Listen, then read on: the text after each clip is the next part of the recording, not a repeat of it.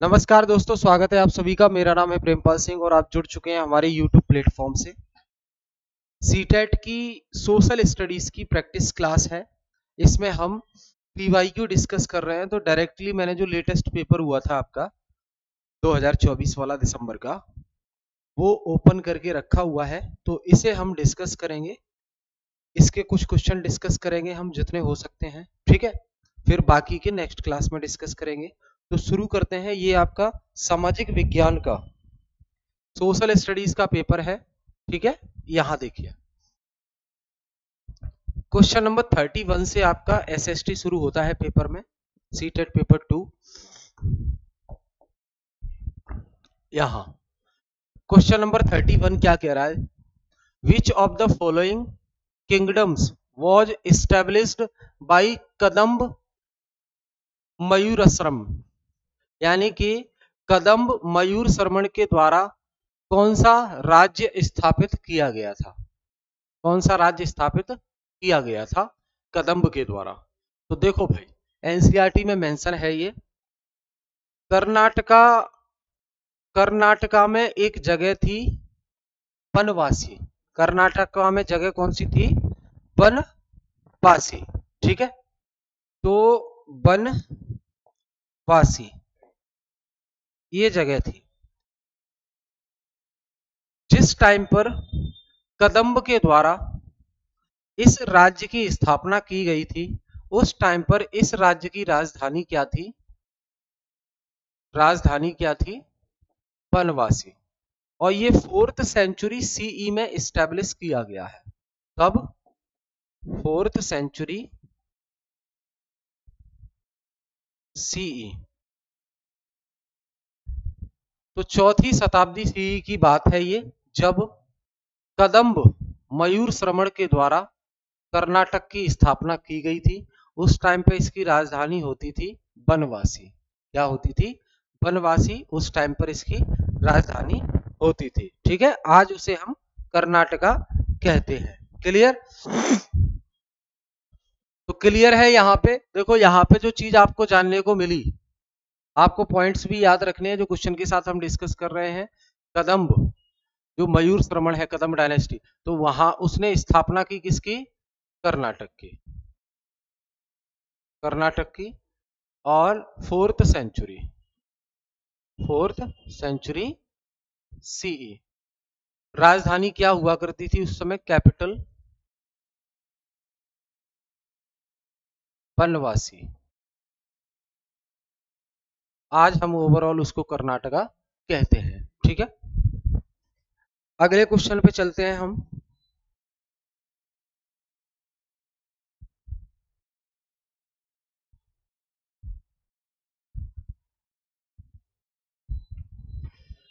Thirty two. Which of the following statement are correct about planets? निम्नलिखित में से ग्रह के बारे में कौन से कथन सत्य हैं? निम्नलिखित में से ग्रह के बारे में कौन से कथन सत्य हैं? तो देखो भाई, they are lit by the light of the star. ये जो ग्रह होते हैं वो तारों के प्रकाश से प्रकाशित होते हैं। क्या ये बात सही है? ग्रह तारों की जो लाइट होती है, स्टार्स की जो लाइट होती है, उसी से चमकते हैं। क्या ये बात सही है? तो बिल्कुल सही है, ठीक है। तो इधर देखो थोड़ा सा,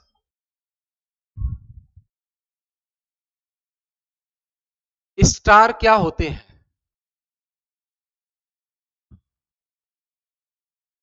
स्टार्स यानी कि तारे, ये क्या होते हैं?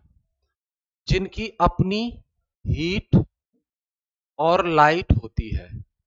तारे क्या होते हैं? जिनकी अपनी हीट और लाइट होती है, अपनी खुद की।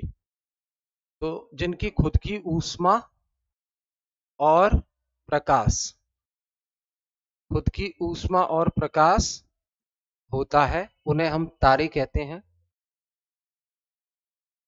एनसीईआरटी में मेंशन है सन इज ऑल्सो अ स्टार। सूर्य भी एक तारा है। सूर्य भी एक तारा है।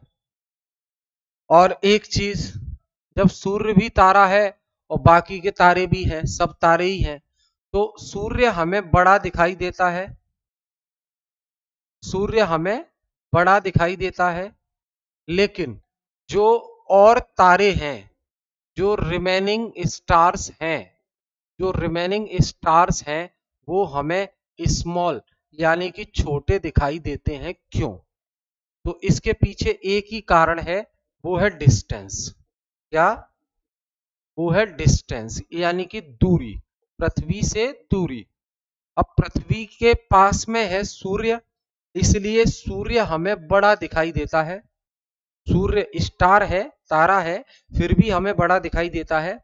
लेकिन और जो तारे हैं वो हमें छोटे दिखाई देते हैं। उसका कारण है कि सूर्य पृथ्वी के पास है और जो तारे हैं वो पृथ्वी से बहुत दूर है, इसलिए वो छोटे दिखाई देते हैं। तो फिलहाल यहां हमने क्या समझा कि स्टार क्या होते हैं। तो स्टार वो उन्हें कहते हैं हम, वो सेलेस्टियल बॉडीज जिनकी अपनी हीट और लाइट होती है, उन्हें हम कहते हैं स्टार यानी कि तारे। सोलर सिस्टम का जो चैप्टर है आपका, उस पर पूरी क्लास अवेलेबल है, पिछले वीक हमने डिस्कस की थी, तो आप उसको चैनल पर जाकर पूरा डिटेल में कंटेंट देख सकते हैं उसका। ठीक, नोट्स टेलीग्राम में मिल जाते हैं इसके, तो टेलीग्राम चैनल की लिंक वीडियो के डिस्क्रिप्शन में दी हुई है, उस पर क्लिक करके आप ज्वाइन कर सकते हैं। तो पहला ऑप्शन तो सही हो गया जी, they are lit by the light of the star. ये ग्रह जो है कैसे प्रकाशित होते हैं? तारों के प्रकाश से। ठीक है। B, they are made up of only rocks. ये जो ग्रह होते हैं वो केवल चट्टानों से बने होते हैं। ये जो ग्रह होते हैं केवल चट्टानों से बने होते हैं, ऐसा बोल रहा है, तो ऐसी बात तो नहीं है। चट्टान होती हैं लेकिन केवल चट्टान होती हैं, ये गलत बात है। तो चट्टान भी होती हैं, ठीक है, और गैसेस भी होती हैं, ठीक, कुछ खनिज चीजें भी होती हैं, तो बहुत सारी चीजें हैं, ठीक है, तो उनसे मिलकर बना होता है, केवल चट्टानें नहीं होती। तो ये स्टेटमेंट गलत हो गया है, हमें सही बताना है। पहला तो सही हो ही चुका है। See, all planets have their moon. क्या सभी प्लैनेट, सभी ग्रहों के पास चंद्रमा है? क्या सभी ग्रहों के पास चंद्रमा है? नहीं है, मरकरी के पास नहीं है, ठीक है, तो सभी ग्रह के पास नहीं है, तो ये भी गलत हो जाता है। हमें बताना है सही, तो केवल ए सही दिख रहा है इसमें। अब ऑप्शन आप देख लो, ये है आपके पास सामने ऑप्शन, ये आपके सामने ऑप्शन है। तो पहला ए बी सी तीनों सही हैं, तो तीनों तो सही नहीं है, केवल ए सही है। दूसरा, ओनली ए करेक्ट है, बिल्कुल सही, दूसरा आंसर हो जाएगा ओनली ए करेक्ट। समझ आई चीजें? ठीक है, आगे।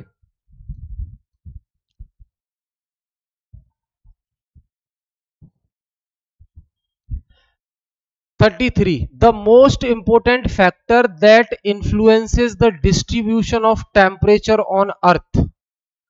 पृथ्वी पर जो तापमान के वितरण को प्रभावित करता है वह महत्वपूर्ण कारक क्या है? यानी कि पृथ्वी पर जो टेम्परेचर हमें देखने को मिलता है, तापमान देखने को मिलता है, इस टेम्परेचर को प्रभावित करने वाले कारक कौन से हैं? यानी कि टेम्परेचर कम होगा, ज्यादा होगा, ये किस चीज पर डिपेंड करता है, किस चीज पर निर्भर करता है? बताओ भाई।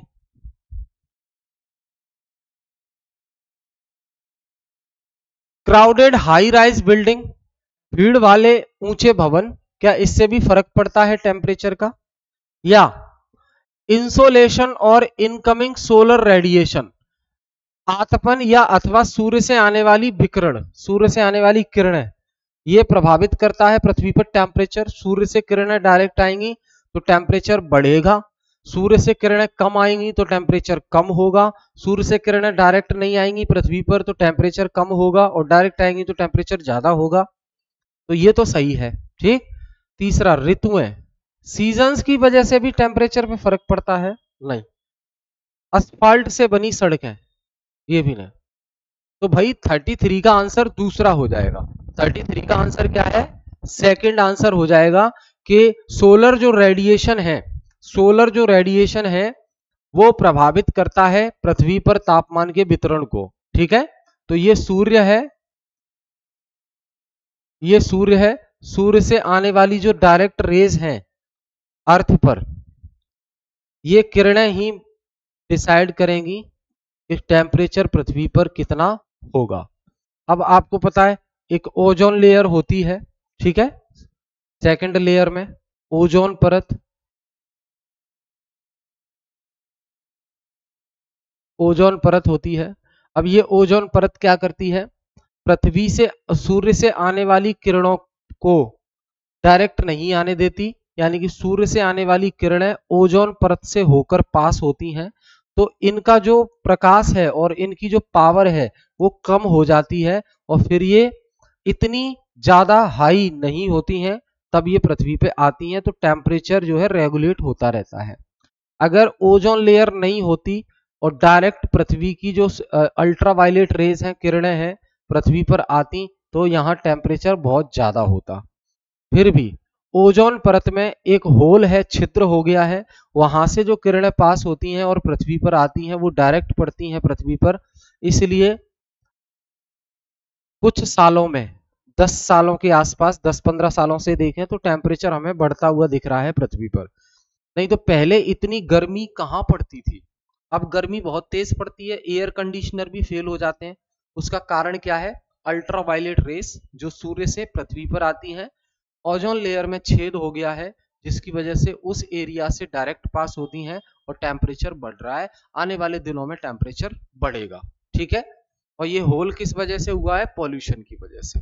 समझ गए, तो आंसर क्या लगाएंगे आप, सेकंड। आगे बात करें हम,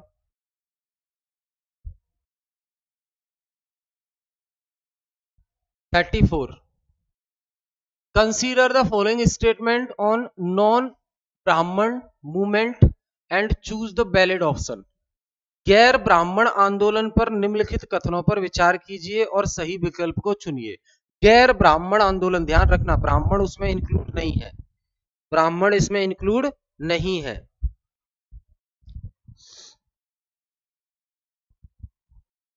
ठीक है,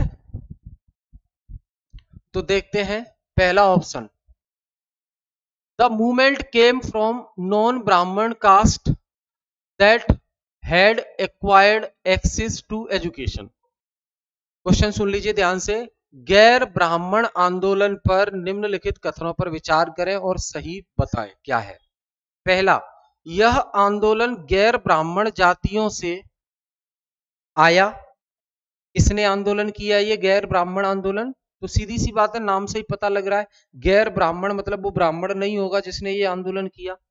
तो यह आंदोलन गैर ब्राह्मण जातियों से आया, ठीक है। इन्होंने शिक्षा तक पहुंच प्राप्त कर ली थी। जो गैर ब्राह्मण लोग थे, इन्होंने आंदोलन चलाया और इन्होंने शिक्षा पर अपनी पहुंच प्राप्त कर ली थी, मतलब इन्होंने शिक्षा हासिल कर ली थी। इनको सोचने की, विचार करने की शक्ति इनको मिल गई है, क्योंकि जब व्यक्ति शिक्षित हो जाता है तो वो तर्क करने लगता है, ये है तो क्यों है, नहीं है तो क्यों नहीं। समझ गए, तो ये जो गैर ब्राह्मण आंदोलन है, गैर ब्राह्मण जातियों के लोगों के द्वारा चलाया गया। क्यों चलाया गया, क्योंकि उन्होंने शिक्षा प्राप्त कर ली थी, ठीक। बी, आंदोलन ने तर्क दिया कि आर्य लोग मूल लोग थे। आंदोलन ने यह कहा कि आर्य लोग मूल लोग थे, यानी कि the movement argued that the Aryans were the indigenous people. नहीं, ये तो नहीं है। तीसरा, आंदोलन उन गैर ब्राह्मण जातियों से आया जिनके पास धन एवं प्रभुत्व था। ये आंदोलन भी उन गैर ब्राह्मण जातियों ने शुरू किया था जो अपने आप में संपन्न हो गए थे, शिक्षा भी हासिल कर ली थी, धन भी था और संपन्न थे हर तरीके से। अब आपको सही आंसर बताना है, 3 ऑप्शन हमने पढ़ लिए इसमें। तो देखो भाई, गैर ब्राह्मण लोग ये बिल्कुल नहीं कह सकते कि आर्य लोग मूल निवासी हैं यहाँ के, नहीं कहेंगे वो, तो ये तो गलत हो गया। पहला सही है कि यह आंदोलन गैर ब्राह्मण जातियों से आया था और आंदोलन इसीलिए शुरू किया क्योंकि उन्हें शिक्षा मिल गई थी, और शिक्षा मिल गई थी तो उनके पास वो धन भी आ गया था, संपन्न भी हो गए थे शिक्षित होकर। ठीक है, तो ए और सी सही है, यानी कि दूसरा, ए और सी सही है। अब देखो, जो गैर ब्राह्मण जाति थी, गैर ब्राह्मण जो जाति थी, उनको जब शिक्षा मिलने लगी, तो देखो क्रोनोलॉजी समझो, आप क्रम समझो। जब उनको शिक्षा हासिल हो गई, गैर ब्राह्मण लोगों को जब शिक्षा हासिल हो गई, तो वो फिर क्या कर रहे थे, ब्राह्मणों से सवाल जवाब करने लगे, ब्राह्मणों से तर्क या कहें सवाल करने लगे। उनके पास इतनी शक्ति आ गई थी शिक्षा लेकर कि वो ब्राह्मणों से तर्क करने लगे। इनके उनके अंदर चेतना, तर्क शक्ति जागृत हो गई थी, रैशनल था, पूछ रहे थे सही है तो क्यों सही है, गलत है तो क्यों सही है, गलत है, एक ही का अधिकार क्यों, सबका अधिकार क्यों नहीं, सभी बराबर क्यों नहीं, इस तरीके के बहुत से सवाल पूछे जाने लगे थे। तो फिलहाल याद रखें आप, ए और सी दोनों सही है, इसका मतलब दो आंसर करेक्ट आंसर है। आई होप यहां तक क्लियर है। चलो आगे देखो।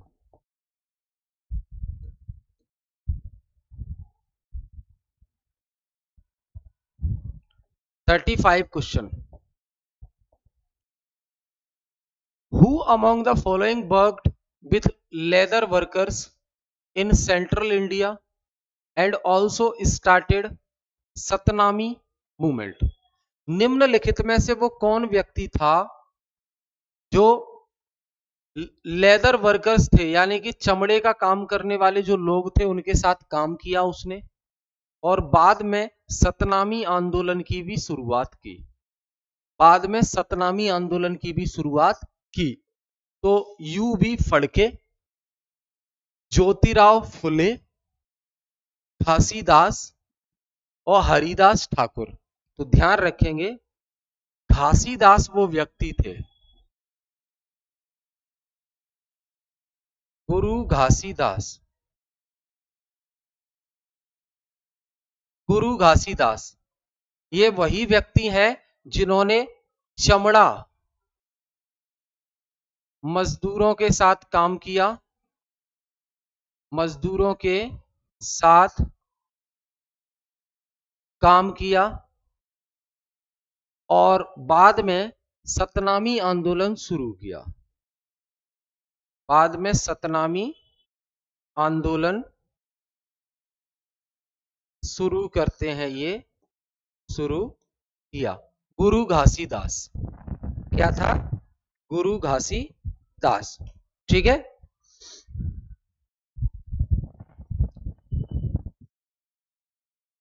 ये भी पूछ सकते हैं कहां पर शुरू हुआ, तो ये छत्तीसगढ़ रीजन में शुरू हुआ। कहां पर? छत्तीसगढ़ क्षेत्र में। ये जो सतनामी आंदोलन है, ये आंदोलन में मेनली बात क्या की गई? इस आंदोलन में मेनली बात की गई, एक तो जाति आधारित, जाति आधारित भेदभाव, जाति आधारित भेदभाव का विरोध किया, जो जाति पर आधारित भेदभाव होता है विरोध किया। दूसरा, समानता की बात की, सभी समान है, समानता की बात की। ठीक है, इतने पॉइंट आपको याद रखने हैं इसके बारे में। क्लियर है? आगे देखिए।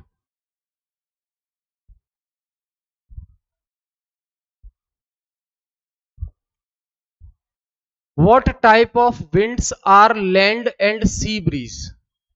किस प्रकार की पवनें स्थल पवनें या समुद्री समीर होती हैं? बताओ भाई, किस प्रकार की पवनें स्थल पवनें या समुद्री समीर होती हैं? जल्दी से बताओ भाई।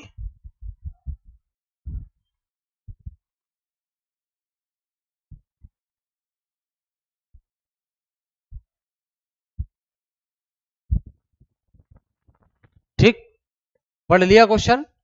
तो देखो भाई, ज्यादातर जो पवनें हैं, ज्यादातर जो विंड्स हैं, वो एक सीमित क्षेत्र में चलती हैं, समुद्री क्षेत्र में चलती हैं, और अलग अलग तापमान होने की वजह से वो वेरी करती हैं। ठीक है, तो ध्यान रखेंगे, लोकल विंड जो होती हैं वो सीमित क्षेत्र में चलती हैं और ज्यादातर समुद्री तट पर चलती हैं। जो लोकल विंड होती हैं वो सीमित क्षेत्र में चलती हैं, स्थानीय पवनें, और ज्यादातर समुद्री तट पर चलती हैं।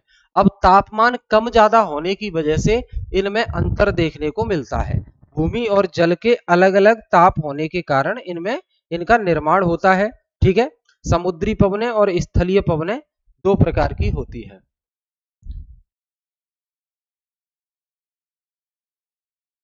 समुद्री पवनें और दूसरा स्थलीय पवनें। ये दो प्रकार की पवन आपको देखने को मिलती हैं। समुद्री पवन जो होती हैं दिन के समय, और स्थलीय पवनें रात के समय चलती हैं। ठीक, समुद्री पवनें दिन के समय और स्थलीय पवनें रात के समय चलती हैं। ये दिन के समय चलती हैं और ये रात के समय चलती हैं। रात के समय चलती है। तो भूमि से समुद्र की ओर, समुद्र से भूमि की ओर। ठीक है, तो समुद्र से भूमि की ओर और भूमि से समुद्र की ओर। समुद्री पवनें जो होंगी वो समुद्र से भूमि की ओर चलेंगी, भूमि की ओर चलेंगी, और जो स्थलीय पवनें हैं वो भूमि से समुद्र की ओर चलेंगी।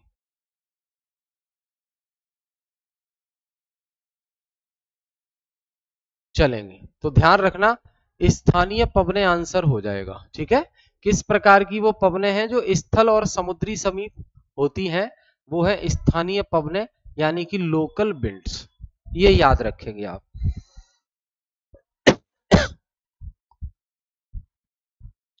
क्लियर है भाई? इतना बता दो एक बार।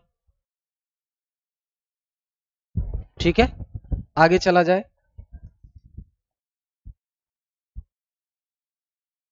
अगला 37। While teaching in a social science class, while teaching in a social science class, a student asks you that how can we measure the distance between longitude on equator? What answer will be the correct for such calculation?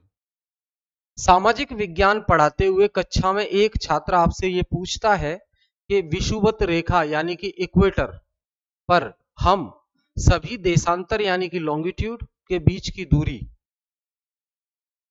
की दूरी का मापन कैसे कर सकते हैं? इस मापन हेतु कौन सा उत्तर सही होगा? इस मापन हेतु कौन सा उत्तर सही होगा? तो पहला option, divide the double length of equator with 90 degree. दूसरा, dividing the total length of equator with 180 degree. तीसरा, dividing the total length of equator with 360 degree, या dividing the half length of equator with 360 degree. तो ध्यान रखना, ये जो 37 का question है, 37 वाला क्वेश्चन है, इसमें लॉन्गिट्यूड को डिवाइड करना है डिस्टेंस बताने के लिए दोनों के बीच की। तो divide the total length of equator with 360 degree. यहां देखो आप,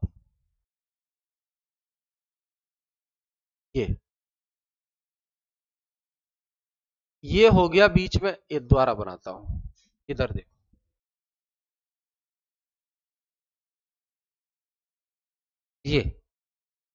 ये हो गया बीच में इक्वेटर, ये हो गया equator.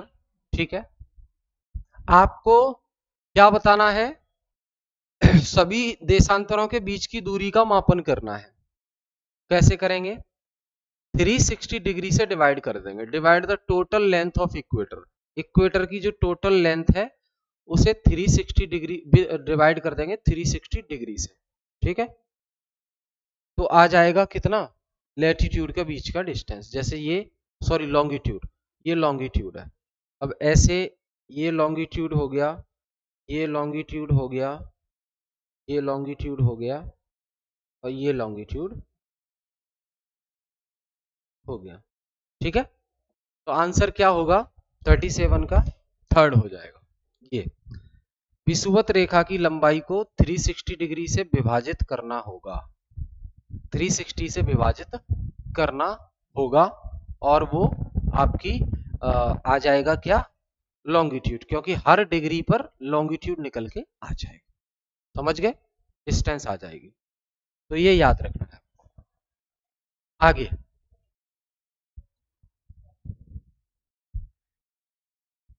Question number 38, which of the following is the correct sequence of rock cycle. Rock cycle मतलब सेल चक्र, रॉक साइकिल मतलब सेल चक्र। तो सही सीक्वेंस क्या है, सही सीक्वेंस क्या है, देख लेते हैं। सबसे पहले ध्यान रखना आप, जैसे ये ये पर्वत है, और यहां जो वॉल्केनिक इरप्शन हो रहा है, यहां जो वॉल्केनिक इरप्शन हो रहा है ये पर्वत पर, ठीक है, ये पर्वत पर जो वॉल्केनिक इरप्शन हो रहा है, ये लावा निकल रहा है पिघला हुआ, और ये लावा आगे जाके ठंडा हो जाता है, तो इसी से बनता है क्या, इग्नियस रॉक्स। इग्नियस रॉक्स मतलब आग्नेय चट्टान है, आग्नेय चट्टान है। तो जब पृथ्वी से लावा बाहर निकलता है वॉल्केनिक इरप्शन की वजह से, तो वो लावा बाहर आके मैग्मा ठंडा हो जाता है और सॉलिड हो जाता है, उसकी वजह से जो चट्टान का निर्माण होता है उसे आग्नेय चट्टाने कहते हैं। अब आग्नेय चट्टाने दो प्रकार से डिवाइड भी हो जाती हैं, एक को बोलते हैं इंट्रूसिव इग्नियस रॉक्स, और एक एक्सट्रूसिव बाह्य आग्नेय चट्टान है। तो जो लावा अंदर ही रह जाता है और वहां जो चट्टान बनती है उसे इंट्रूसिव कहते हैं, और जो बाहर आ जाता है उसे एक्सट्रूसिव कहते हैं। ठीक है, तो ये रॉक साइकिल है। जैसे लावा निकला, जैसे लावा या कहें मैग्मा, मैग्मा निकला और मैग्मा से फिर बनेगा क्या, आग्नेय चट्टाने, आग्नेय चट्टाने बनेंगी मैग्मा से। ठीक, आग्नेय चट्टाने से क्या बनेगा, अवसादी चट्टाने, आग्नेय चट्टानों से बनेगा अवसादी, अवसादी चट्टान, और फिर अवसादी चट्टान से क्या बनेगा, रूपांतरित चट्टान, रूपांतरित चट्टान है मेटामॉर्फिक रॉक्स, और रूपांतरित चट्टान से फिर बनेगा क्या, रूपांतरित या कायांतरित, फिर ये मैग्मा बन जाता है। ठीक है, और फिर मैग्मा से ये साइकिल चलती रहती है। तो करेक्ट साइकिल होगी अवसादी सेल, यानी कि अवसादी, उसके बाद कायांतरित, तो अवसादी के बाद कायांतरित यानी कि रूपांतरित, और रूपांतरित के बाद मैग्मा, मैग्मा, और फिर मैग्मा से आग्नेय, यहां मैग्मा से आग्नेय आ जाएगा। ठीक है, तो ये पूरी प्रोसेस है, लेकिन सही क्रम जो दिखाया गया है वो इसमें दिखाया गया है, अवसादी सेल, कायांतरित सेल, मैग्मा, पहले मैग्मा ही निकलता है। ठीक है, तो ये ध्यान रखना है आपको। आई होप यहां तक क्लियर है। ठीक है भाई, अगला देखिए 39, निम्नलिखित का सुमेलन कीजिए तथा उपयुक्त विकल्प का चयन कीजिए। क्वेश्चन नंबर 39 देख लेते हैं।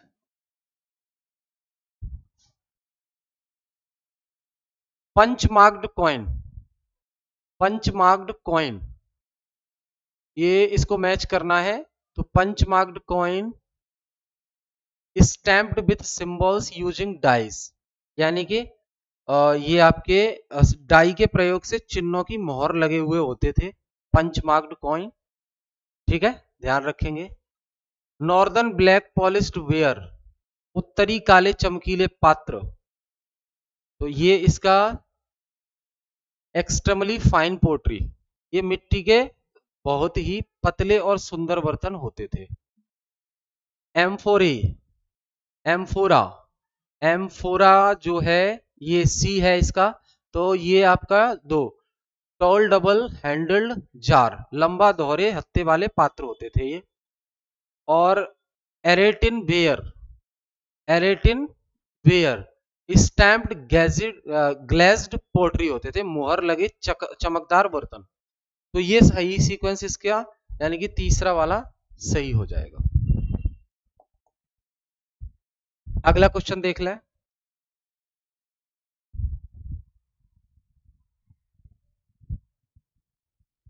रीड द स्टेटमेंट, यानी कि ए को पढ़ना है, आर को पढ़ना है और फिर आंसर बताना है सही। क्वेश्चन नंबर 40 ए कह रहा है using resources carefully and giving them time to get renewed is called resource conservation, यानी कि संसाधनों को सतर्कता पूर्वक उपयोग करना और उन्हें नवीनीकरण के लिए समय देना संसाधन संरक्षण कहलाता है।